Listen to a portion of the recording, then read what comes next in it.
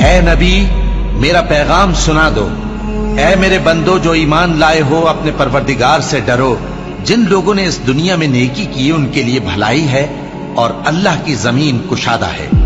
جو صبر کرنے والے ہیں ان کو بے حساب ثواب ملے گا۔ کہہ دو کہ مجھ سے ارشاد ہوا ہے کہ اللہ کی عبادت کو خالص کر کے اس کی بندگی کروں، اور یہ بھی ارشاد ہوا ہے کہ سب سے پہلے میں فرما بردار بن جاؤں۔ کہہ دو کہ اگر میں اپنے پروردگار کا حکم نہ مانوں تو مجھے بڑے دن کے عذاب سے ڈر لگتا ہے۔ کہہ دو کہ میں اپنے دین کو شرک سے خالص کر کے اللہ ہی کی عبادت کرتا ہوں، اب تم اس کے سوا جس کی چاہو پرستش کرو۔ کہہ دو کہ نقصان اٹھانے والے تو وہی لوگ ہیں جنہوں نے قیامت کے دن اپنے آپ کو اور اپنے گھر والوں کو نقصان میں ڈالا۔